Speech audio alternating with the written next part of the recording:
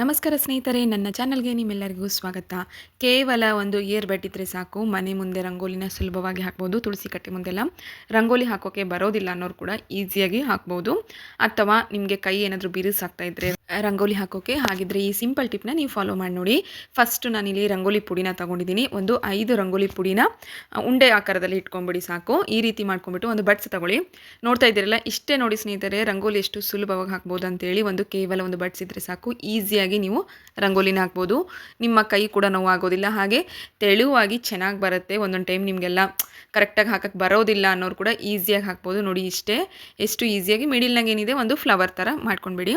ಇಷ್ಟೇ ಸಿಂಪಲ್ಲಾಗಿ ನೀವು ನಿಮ್ಮ ದೇವರ ಮುಂದೆ ಅಥವಾ ಜಗಲಿ ಮುಂದೆ ಇಲ್ಲ ನಿಮ್ಮ ತುಳಸಿ ಕಟ್ಟೆಯ ಮುಂದೆ ಈ ರೀತಿ ಹಾಕ್ಬೋದು.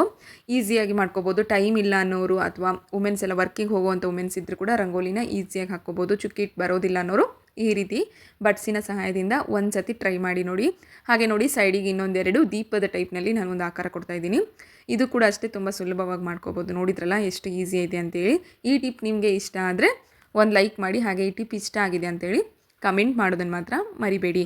ನೋಡಿ, ಸುಲಭವಾಗಿ ಈಸಿಯಾಗಿ ರೆಡಿ ಆಯಿತು. ಇಷ್ಟೇ ನೋಡಿ, ಸಿಂಪಲ್ಲಾಗಿ ಒಂದು ಬಡ್ಸಿದ್ರೆ ಸಾಕು. ಸಿಂಪಲ್ಲಾಗಿ ಒಂದು ಈಸಿಯಾದಂಥ ರಂಗೋಲಿನ ಟ್ರೈ ಮಾಡಿ.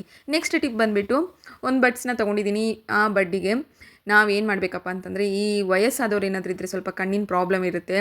ಸೊ ಆಗಿದ್ದವರೆಲ್ಲ ಏನಿದೆ, ಈ ಥರ ಪ್ಯಾಚಸ್ನೆಲ್ಲ ತೆಗಿಯೋಕ್ಕಾಗೋದಿಲ್ಲ.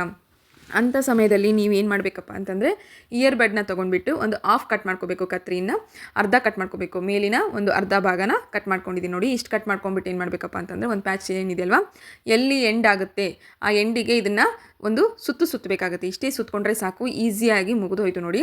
ಇಷ್ಟು ಸುತ್ಕೊಂಡ್ಬಿಟ್ರೆ ಏನಾಗುತ್ತೆ ಅಂತಂದರೆ, ನಮಗೆ ಯಾವಾಗಾದರೂ ಒಂದು ಟೈಮ್ ತೆಗಿಬೇಕು ಅಂದರೂ ಕೂಡ ಈಸಿಯಾಗಿ ನಿಮಗೆ ಸಿಗುತ್ತೆ. ಹಾಗೆ ನೆಕ್ಸ್ಟ್ ಟಿಪ್ ಬಂದುಬಿಡಿ, 3ನೇ ಟಿಪ್ ಏನಪ್ಪ ಅಂತಂದರೆ, ಈ ಹೊಸ ಕತ್ರಿಗಳೇನಿದ್ದಾವೆ ಅಂತಂದರೆ ಶಾರ್ಪ್ ಭಾಳ ಇರುತ್ತೆ. ಆದರೆ ಹಳೆ ಕತ್ರಿಗಳೇನಾದರೂ ಯೂಸ್ ಮಾಡ್ತಾ ಇದ್ರೆ ಏನಾಗುತ್ತೆ ಅಂದರೆ, ಸ್ವಲ್ಪ ಜಂಗ್ ಟೈಪ್ ಆಗಿರುತ್ತೆ. ಸೊ ಜಂಗ್ ಟೈಪ್ ಆದಾಗ ಏನಾಗುತ್ತೆ, ಸ್ವಲ್ಪ ಮೊಮೆಂಟ್ಸು ಸ್ಪೀಡ್ ಆಗೋದಿಲ್ಲ. ಸೊ ಹಾಗಿದ್ದಾಗ ಈ ಈರುಳ್ಳಿಗಳ ಸೊಟ್ಟಿ ಏನಿದೆ ಅದೇನಿದ್ರೆ ಅದನ್ನು ತೊಗೊಂಡ್ಬಿಟ್ಟು ನೀವು ಒಂದು ಸತಿ ತಿಕ್ಕು ಬಿಡೋದ್ರಿಂದ ಸ್ಮೂತ್ನೆಸ್ ಬರುತ್ತೆ, ಹಾಗೆ ಜಲ್ದಿ ಜಂಗ್ ಹಿಡಿಯೋದಿಲ್ಲ. ಈ ಒಂದು ಟಿಪ್ ನಿಮಗೆ ಇಷ್ಟ ಆದರೆ ಲೈಕ್ ಮಾಡೋದನ್ನು ಮಾತ್ರ ಮರಿಬೇಡಿ. ಹಾಗೆ ನಮ್ಮ 4ನೇ ಟಿಪ್, ಈಸಿ ಮತ್ತು ಸುಲಭವಾಗಿ ಮನೆಯಲ್ಲೇ ಯಾವ ರೀತಿ ಮ್ಯಾಟ್ ಮಾಡೋದು ತೋರಿಸ್ಕೊಡ್ತಾ ಇದ್ದೀನಿ. ಒಂದು ಹಳೆಯ ಸೀರೆ ಇದ್ದರೆ ಸಾಕು, ಹಾಗೆ ಒಂದು ಕಡಾಯಿ ಇದ್ದರೆ ಸಾಕು. ನೋಡಿ, ಒಂದು ಬಾಣಲಿನ ತೊಗೊತಾ ಇದ್ದೀನಿ. ಇದರ ಸಹಾಯದಿಂದ ನೀವು ಈಸಿಯಾಗಿ ಸ್ಯಾರಿಯಿಂದ ಮ್ಯಾಟ್ನ ರೆಡಿ ಮಾಡ್ಕೋಬೋದು. ಹಾಗಿದ್ರೆ ಬನ್ನಿ, ಇದನ್ನು ಯಾವ ರೀತಿ ಮಾಡೋದಂತ ನಿಮಗೆ ಇಲ್ಲಿ ತೋರಿಸ್ಕೊಡ್ತಾ ಇದ್ದೀನಿ. ಫಸ್ಟು ನಾನಿಲ್ಲಿ ಒಂದು ಬಾಣಲಿನ ತೊಗೊಂಡಿದ್ದೀನಿ. ಈ ಬಾಣಲಿಗೆ ಏನಿದೆ, ಒಂದು ಡಬ್ಬನ, ಒಂದು ಒಜ್ಜೆ ಇರುವಂಥ ಡಬ್ಬೆ ಏನಿದೆ ಅದನ್ನು ತೊಗೊಂಡ್ಬಿಟ್ಟು ಇಟ್ಕೋಬೇಕಾಗುತ್ತೆ. ಸ್ಯಾರಿ ನೋಡ್ತಾ ಇದ್ದೀರಲ್ಲ, ಎಂಡಿಂಗಿಗೆ ಇದನ್ನು ಕಟ್ತಾ ಇದ್ದೀನಿ. ನಿಮಗೆ ಈ ವಿಡಿಯೋದಲ್ಲಿ ತೋರ್ಸೋಕ್ಕೋಸ್ಕರ ಮಾಡ್ತಾ ಇರೋದು. ಇಲ್ಲ ಅನ್ನೋ ಹಾಗಿದ್ರೆ ನೀವು ನಿಮ್ಮ ಮನೆಯಲ್ಲಿರುವಂಥ ವಿಂಡೋಸ್ಗಳಿಗೆ ಏನಿದೆ ಅಲ್ವಾ, ವಿಂಡೋಸ್ಗೆ ಕೂಡ ನೀವು ಈಸಿಯಾಗಿ ಕಟ್ಕೋಬೋದು. ಈಗ ನೋಡಿ, ನಾನು ಡಬ್ಬಿನ ಇಡ್ತಾ ಇದ್ದೀನಿ. ಮತ್ತೆ ಇಟ್ಬಿಟ್ಟು, ಈಗ ಒಜ್ಜೆ ಇರುತ್ತಲ್ವ, ಒಜ್ಜೆ ಇದ್ದರೆ ನಮ್ಮ ಬಾಣಲೆ ಏನಿದೆ ಎಲ್ಲೂ ಅಳ್ಳಾಡೋದಿಲ್ಲ. ಸೊ ಫಸ್ಟು ಈ ಒಂದು ಸಿಂಪಲ್ ಟಿಪ್ನ ನೀವು ಫಾಲೋ ಮಾಡೋದ್ರಿಂದ ಮ್ಯಾಟು ತುಂಬ ಸುಲಭವಾಗುತ್ತೆ. ನೋಡಿ, ನಾನು ನಿಮಗೆ ಯಾವ ರೀತಿ ತೋರಿಸ್ತಾ ಇದ್ದೀನಿ ಅದೇ ರೀತಿ ಮಾಡ್ಕೋಬೇಕು. ಫಸ್ಟು ನಿಮ್ಮ ಕೈನ ಒಳಗಡೆ ಹಾಕ್ಬಿಟ್ಟು ತಿರುಗಿಸ್ಬಿಟ್ಟು ಮತ್ತೆ ಸ್ಯಾರಿ ಏನಿದೆ ಅದನ್ನು ತೊಗೋಬೇಕಾಗುತ್ತೆ. ನೋಡಿ ಇಲ್ಲಿ ಈ ರೀತಿ. ಸೊ ಈ ರೀತಿ ಮಾಡೋದ್ರಿಂದ ಏನಾಗುತ್ತೆ ಅಂತಂದರೆ, ಈಸಿಯಾಗಿ ಟೈಟ್ ಆಗುತ್ತೆ. ನಾಟ್ ಏನಿದೆ ಟೈಟ್ ಆಗುತ್ತೆ.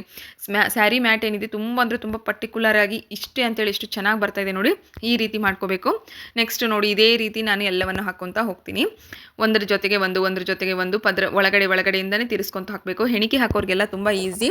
ಹೆಣಿಕೆ ಬೇಕಾಗೋದಿಲ್ಲ, ಯಾವುದೇ ರೀತಿಯಾದಂಥ ಮಷಿನ್ ಬೇಕಾಗೋದಿಲ್ಲ, ಹೊಲಿಯೋದಕ್ಕೆ ದಾರ ಏನು ಬೇಕಾಗೋದಿಲ್ಲ. ನೋಡಿ, ಜಸ್ಟ್ ಇಷ್ಟೇ ಸಿಂಪಲ್ಲಾಗಿ ಹಾಕಿದ್ರೂ ಎಷ್ಟು ಚೆನ್ನಾಗಿ ಬಂದಿದೆ ನೋಡಿ. ಈ ರೀತಿ ನಮಗೆ ಬಂದರೆ ಸಾಕು, ನಮ್ಮ ಮ್ಯಾಟ್ ಏನಿದೆ ಈಸಿಯಾಗಿ ರೆಡಿ ಆಗುತ್ತೆ. ಒಂದೇ ಸ್ಯಾರಿಯಿಂದ ಮಾಡೋ ಹಾಗಿದ್ದರೆ ನೀವು ಇದನ್ನು ನಿಮ್ಮ ಹಾಲಿನಲ್ಲಿ ಯಾವುದೇ ಟೇಬಲ್ ಮೇಲ್ಗಡೆ ಎಲ್ಲ ಫ್ಲವರ್ಸ್ ಎಲ್ಲ ಇಡ್ತಿರ್ತೀವಲ್ವ, ಸೊ ಅದಕ್ಕೆ ಇದು ಈಸಿ ಆಗುತ್ತೆ. ಒಂದು 2 ರಿಂದ 3 ಸೀರೆ ತೊಗೊಂಡ್ರೆ ಏನಾಗುತ್ತೆ, ನೀವು ಬಾತ್ರೂಮ್ ಹತ್ರ ಆಗಿರ್ಬೋದು ಅಥವಾ ನೀವು ಮನೆಯಲ್ಲಿ ಹಾಲಿನಲ್ಲೆಲ್ಲ ನಾವು ಹಾಕ್ತೀವಲ್ವ ಮ್ಯಾಟು, ಅದೇ ರೀತಿಯೇ ಮ್ಯಾಟ್ನ ಈಸಿಯಾಗಿ ಮಾಡ್ಕೋಬೋದು. ಒಂದು 3 ಸೀರೆ ಇದ್ದರೆ. ಒಂದೇ ಸೀರೆ ಇದ್ದರೆ ಏನಾಗುತ್ತೆ ಅಂತಂದರೆ ಸ್ವಲ್ಪ ಕಮ್ಮಿ ಬರುತ್ತೆ. ಸಣ್ಣ ಮಕ್ಕಳಿಗೆಲ್ಲ ಇದು ಒಂಥರ ಚೆನ್ನಾಗಿ ಅನಿಸುತ್ತೆ ನೋಡಿ. ನಾವು ಮಕ್ಕಳಿರೋಂಥ ಮನೆಯಲ್ಲಿ ಎಷ್ಟು ಮ್ಯಾಟ್ ಇದ್ರೂ ಕಮ್ಮಿನೇ. ಸೊ ಹಾಗಾಗಿ ನಾನು ಈ ಥರದ್ದೊಂದು 5 ರಿಂದ 6 ಮ್ಯಾಟ್ಗಳನ್ನ ರೆಡಿ ಮಾಡಿ ಇಟ್ಕೊಂಡಿದ್ದೀನಿ, ಸಣ್ಣ ಮ್ಯಾಟ್ಗಳು. ಈ ರೀತಿ ನೀವು ಸ್ಯಾರಿ ಏನಾದರೂ ಕಾಟನ್ ಇದ್ದರೆ ಇನ್ನೂ ಒಳ್ಳೆಯದು. ಇಲ್ಲ ಅಂದರೂ ಕೂಡ ಈ ರೀತಿ ನೀವು ನಾರ್ಮಲಾಗಿ ಹಳೆ ಸೀರೆನ ತೊಗೊಂಡ್ಬಿಟ್ಟು ಯೂಸ್ ಮಾಡ್ಕೋಬೋದು. ನೋಡಿ, ಇಲ್ಲಿ ಈಗ ನಾನು ಕರೆಕ್ಟಾಗಿ ಏನಿದೆ ನಾಟ್ಸ್ನ ಹಾಕ್ಕೊತ ಬಂದಿದ್ದೀನಿ. ಈಗ ನೆಕ್ಸ್ಟ್ ಬಂದುಬಿಟ್ಟು ಏನು ಮಾಡಬೇಕಪ್ಪ ಅಂತಂದರೆ, ಇದನ್ನು ತಿರುಗಿಸ್ಬೇಕಾಗುತ್ತೆ.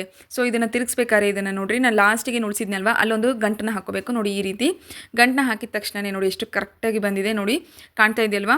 ಈ ರೀತಿ ಮ್ಯಾಟ್ನ ನೀವು ತುಂಬ ಸುಲಭವಾಗಿ ಈಸಿಯಾಗಿ ಮಾಡ್ಕೋಬೋದು. ಎಷ್ಟು ಈಸಿ ಅಂತಂದರೆ, ಇದಕ್ಕೆ ನಿಮಗೆ ಏನೇನು ಬೇಕಾಗೋದಿಲ್ಲ ನೋಡಿ. ಜಸ್ಟ್ ಮನೆಯಲ್ಲೇ ಇರುವಂತಹ ಒಂದು ಹಳೆಯ ಸೀರೆಯಿಂದನೇ ಮ್ಯಾಟ್ ರೆಡಿ ಆಗುತ್ತೆ. ಇದಕ್ಕೆ ನೀವು ಹೆಣಿಕೆ ಹಾಕೋದು ಬೇಕಾಗೋದಿಲ್ಲ, ಒಂದು ಸೂಜಿ ದಾರದ ಅವಶ್ಯಕತೆ ಇಲ್ಲ, ಏನೂ ಇಲ್ಲ. ಸ್ಯಾರಿಯಿಂದನೇ ನೀವು ಈಸಿಯಾಗಿ ಮಾಡ್ಕೋಬೋದು ನೋಡಿ. ಜಸ್ಟ್ ನಾನು ನಿಮ್ಗೆ ತೋರಿಸ್ತಾ ಇದ್ದೀನಲ್ಲ, ಲಾಸ್ಟಿಗೆ ಏನು ಉಳಿದಿದೆ ಅಲ್ವಾ, ಅದನ್ನು ನಾವು ಈ ರೀತಿ ಒಳಗಡೆ ಏನು ನಾವು ತೊಗೊಂಡಿದ್ವಲ್ಲ ಫಸ್ಟಿಗೆ, ಅಲ್ಲಿಂದ ನಾವು ಇದನ್ನು ಅಟ್ಯಾಚ್ ಮಾಡಿದರೆ ಮುಗಿದೋಯ್ತು. ಸೊ ಈ ರೀತಿ ಸಿಂಪಲ್ಲಾಗಿ ನೀವು ಒಂದ್ಸತಿ ಟ್ರೈ ಮಾಡೋದನ್ನು ಮಾತ್ರ ಮರಿಬೇಡಿ. ನಿಮಗಿದು ಇಷ್ಟ ಆಯಿತು ಅಂದರೆ ನನ್ನ ಚಾನಲ್ನ ಸಬ್ಸ್ಕ್ರೈಬ್ ಆಗಿ, ಹಾಗೆ ಪಕ್ಕದಲ್ಲಿರುವ ಬೆಲ್ ಐಕಾನ್ನ ಕ್ಲಿಕ್ ಮಾಡಿ. ಎಲ್ಲರಿಗಿಂತ ಮುಂಚೆ ನೋಟಿಫಿಕೇಷನ್ ನಿಮಗೆ ಸಿಗುತ್ತೆ. ಈ ವಿಡಿಯೋ ನೋಡಿದ್ದಕ್ಕೆ ಎಲ್ಲರಿಗೂ ಧನ್ಯವಾದಗಳು.